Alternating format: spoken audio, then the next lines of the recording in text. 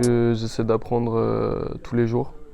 Euh, voilà, j'ai rien qui est pris pour acquis.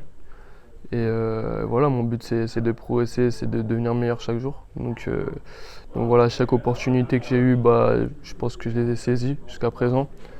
Et, euh, et voilà, après ça se fait petit à petit tout ça. C'est un travail qui dure depuis des années.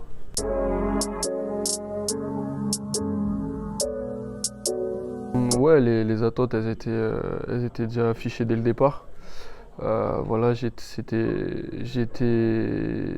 sûr d'être un joueur majeur dans l'équipe, enfin, avec des responsabilités avant de rejoindre le club. Le GM et le coach m'ont clairement donné les rênes de l'équipe avant la saison, quand ils m'ont recruté. J'ai jamais reçu de pression, en tout cas mauvaise pression. Je pense après ça dépend des personnes, mais moi j'essaie voilà, de transformer toute cette attente, toute cette pression entre guillemets, de la transformer en positif. Voilà. Et, euh, et non, franchement, après, depuis le début, je prends du plaisir et, euh, et je profite de chaque jour. Comme je l'ai dit, j'essaie parce que c'était un axe où je devais m'améliorer les années précédentes. J'essaie de vivre mon moment à fond, le moment présent à fond.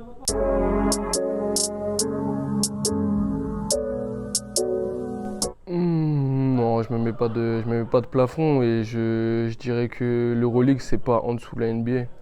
Aujourd'hui, aujourd'hui voilà, en 2023, je pense vraiment qu'il y a des équipes d'Euroleague qui peuvent gagner contre des équipes NBA. Donc moi je pense qu'il faut vraiment pas sous-estimer l'Euroleague.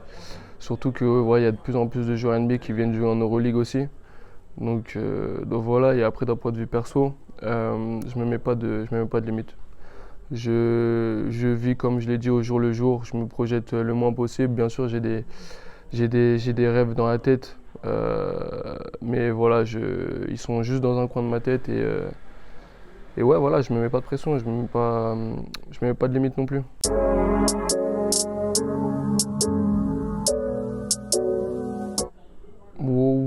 Ouais, je sais pas. Après, je pense que ça, je sais pas si je me taille un profil d'Euroleague player, mais en tout cas, j'essaie de me tailler un profil où vraiment, voilà, c'est de plus en plus compliqué de défendre sur moi, tout simplement. Voilà, d'avoir le moins de, comment dire, le moins de faiblesse possible. C'est pour ça que je travaille tous les jours sur tous les aspects du jeu, que ce soit physique, que ce soit technique, que ce soit mental aussi.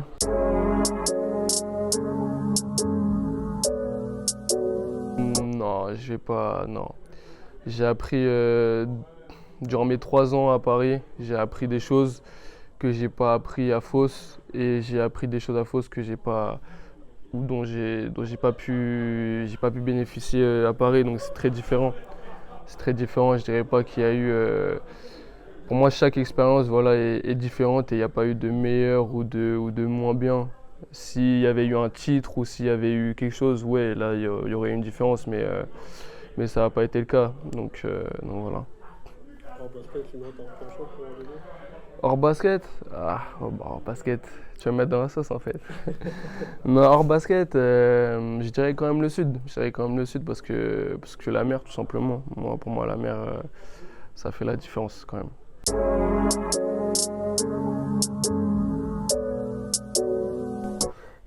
Ce jour-là, on n'a pas pu discuter avec lui. Du coup, j'ai pas pu apprendre grand-chose ce jour-là.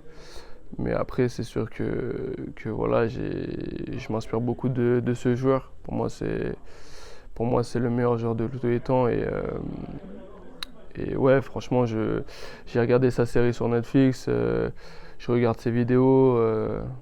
Ouais, voilà, on peut en apprendre tous les jours sur lui. C'est une inspiration quoi. C'est vraiment une inspiration. Ouais. Et t'as dit le meilleur joueur de tous les temps, c'est ton GOAT. Ouais, pour moi, c'est le meilleur joueur de tous les temps. Meilleur que les Browns. Meilleur que LeBron.